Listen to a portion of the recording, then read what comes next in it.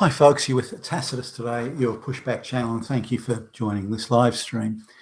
In this essay, I'd like to talk about the relationship between the media, or the fourth estate, as it's often called, the media and the state, as in the nation state or the government or the ruling government or whatever you want to call it. But the guys who make the laws and enforce them and their relationship with the media. Now, England was the first in modern history, was the first country to sort of have a relatively free press, and this sort of started to appear in the 1700s and particularly the later 1700s. There was a brief interregnum during the Napoleonic Wars when the British government was terrified that Napoleon would invade, which was a very real threat, and they suspended a lot of press freedoms and other freedoms, by the way, during that time, but then relaxed them after that scare was over and the Napoleonic era had come to an end. So Britain was unusual in the freedoms that it had, and really, the American colonial revolution relied heavily on the distribution of information, which the freedom of the press permitted, more so than it would in pretty much any other jurisdiction.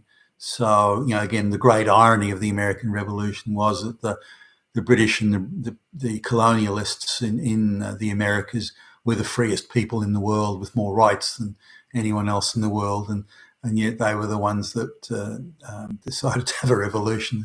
There's something almost ironic in that, but it was an issue over taxation and representation and those things. Now, which is, by the way, the end game of already having many freedoms, because to even worry about the taxation representation issue means you have to have enough freedom to be able to worry about that and see it as an important issue. But coming back to the media relationship with the state, so England was a little unusual, and Britain generally, that sort of started earlier than elsewhere. Now, there are a couple of things that allowed for that.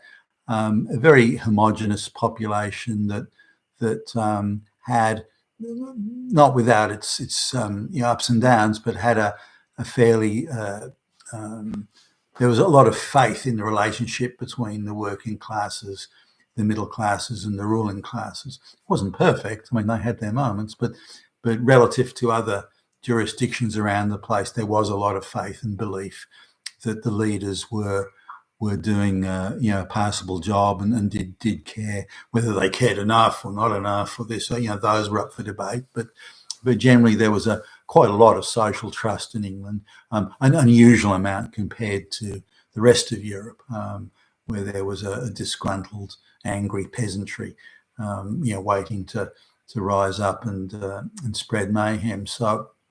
And many of whom were treated like shit as well, by the way.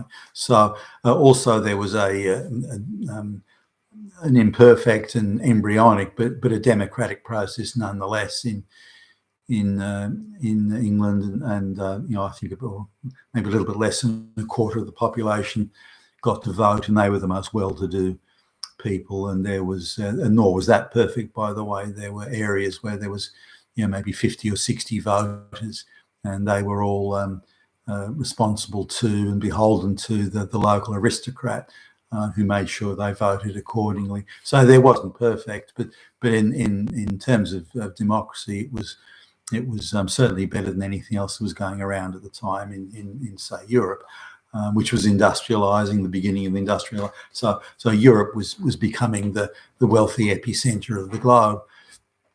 Now. How say the Western German states, the Bavarias and the and so on, they, and even parts of France or Holland and those sort of things, Denmark, Prussia, how did they view the press? Now, effectively, there were government offices, and if you wanted to print something in the newspaper, and you had to have a license to do it and that sort of thing. If you wanted to print something, then you pretty much had to get it approved in advance by the authorities. This idea of breaking news or something, that that didn't really happen, or not in the way we understand it today, or came to later understand it. So you had to submit your stories, and they had to agree to it. Often they would edit it or say, no, you're not going to run that.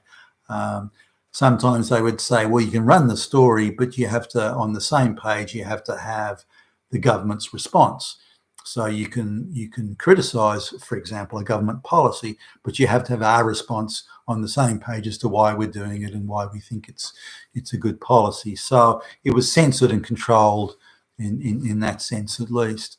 So now, freedom of the press, as the Industrial Revolution took off, and there was more and more, bigger affluent middle class, more and more people were literate, could read. This changed the dynamic somewhat. Democracy was beginning to appear, or different forms of representation, if not democracy. Interestingly, in the German case or Prussian case, and some of the states of Germany, they didn't like the idea of direct voting. So they started a system which would actually had been around in the 1700s, where they would elect deputies who would then in turn elect the various political heavyweights. Quite similar to the electoral college system that Americans have today. So I assume they channeled that from parts of Germany back in the day there. So anyway, by the 1850s and the 1848 revolutions in Europe and this sort of thing, really they had to start, the governments of all these areas had to start looking at, well, how can we include some form of democratic representation and a freedom of the press? And a lot of people were clamouring for the freedom of the press. So the various governments of the day decided that rather than censor the press, which they would still do in times of emergency and times of World War I and II, for example, the press all across the world was censored, but to some extent at least. So what they did was, instead of censoring, they went to, well, let's influence the press. We'll have one newspaper that is a government newspaper that presents the government view, and all these other private newspapers that were popping up all over the place. All these other private newspapers, some of them were just almost like handbill pamphlets and making quite inflammatory observations. But instead of censoring it, they would try to influence and control it indirectly. So the government, for example, would run adverts for whatever, and they would then place those adverts in newspapers or media outlets that were favourable, or at least not unfavourable to the government. So that was, they would also cultivate certain journalists. So what they would do effectively is find journalists who they could be got at, if you like, and then they would give them what today would be called lucrative consultancies. And then in return for that, these journalists would be required to pump out positive copy on the government and on the government's policies and what the government was doing, and to avoid criticising the government. So they effectively were running around bribing various journalists that they thought might be key influencers, social influencers. Is this sounding familiar, by the way? Key social influencers to now this wasn't done because the government wanted to impose radical things upon the people. They didn't have some grand plan they wanted to impose on them that was unsaleable. It was a crap policy. Therefore, they had to corrupt the media establishment in order to prevent criticism of these crap policies. It actually wasn't that. It was still a lot of aristocrats around. It was a sensitivity to criticism, but it was to try and create a sense of hegemony and not to undermine social trust in the state. Now, some of this was the reason why the English didn't fear this is because they had a very homogenous, relatively high social trust society. Again, it had its issues, but relative to the others, had high social trust. In the German states at the time, and there were 40, 50 states, I think, some of them quite small. In the German states at the time, they viewed themselves as not only of different nationalities almost at the time, but some viewed themselves as being approximately Dutch or approximately French. Some were siding with Austria, as in the Austro-Hungarian Empire. And this idea of a unified Germany was still some years away, not just in practical terms, but in outlook. So in order to avoid conflict between almost, you could say, different races, the government felt it had a need to control, and all people who were indigenous to the area, by the way, but they had a need to control what was said and to avoid anything that could be regarded as inflammatory. And there were some journalists there that just wanted to stir the pot, those murderers over there and doing this, and those people in that tribe over there are trying to screw us, and whether it be true or not is another matter. But the government wanted to dampen down those sorts of things and avoid tribal, internal, intra-tribal and tribal conflict. This was opposed to the British thing where they were allowed to say this, but there was always a means to solve the problem that was there. You could go to politicians, you could present petitions. There were elections where politicians had to go on the hustings and front the people, and town halls and all these sorts of things. These were unusual at the time. So there was like release valves to deal with criticism against the government or the people's feeling they're being disgruntled.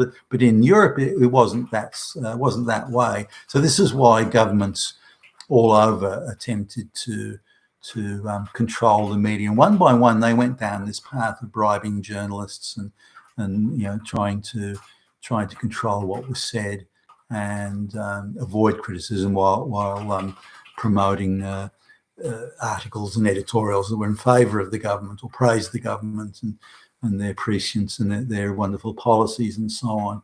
Now, they tried to, and it's also unperson journalists that were critical. So they would try and starve those media outlets of funds, try and starve the equivalent of news agents, if you like, try and starve the distribution channels for those sort of opinions. They did this indirectly, so that fewer people get to hear about it and see it, or it would put the thing out of business. Now, if you look at how it's, so the media went through a high point of free press, the free press that uncovered Watergate and these sorts of things. But that's changed now, particularly since the globalists. I think when the globalists took over the media in the 90s, I think they thought that they could sufficiently influence public opinion through just having a number of journalists and a number of outlets that were favourable to the globalist project. For example, spreading information about destroying the nuclear family. Nuclear family is bad, and all men are wife-beating Nazi fascists, and that was those sorts of things were around, and they found plenty of journalists to cover that, and most of them were being in effect bribed, as indeed the media outlets themselves are being bribed. But come 2000 in the 2000s and really seriously picking up pace in 2007, 2008, the media establishment fell fully under the control of the globalists, and in any alternative view was viewed as a treasonous outrage and had to be stamped out, whether it be on social media or anywhere else. And amongst the mainstream media, you cannot find a single, not fucking one independent voice who actually calls the news as it is and calls the facts as they are. It is all propaganda, 24/7 wall of globalist propaganda. Now, if the globalist project is so good, they wouldn't need that propaganda. So it's an illustration, a demonstration of how fucked the globalist project is and how it's just going to destroy any future that white people have, and or anything other than the 1 in 500. And so they need a certain amount of control of the media. So it's censorship on one side and corrupting the media on the other. So we've almost gone back to the pre-industrial days, which, by the way, also were the pre-democratic days. And I think we're there now with the globalists. The globalists can't get their project put in place without suspending democracy and suspending freedom of the press. And they've done a pretty thorough job of both. And I think we're there now, which is back to where it was, certainly in mainland Europe in the early 1800s. You've been with Tacitus today, your Pushback channel, and thank you for listening.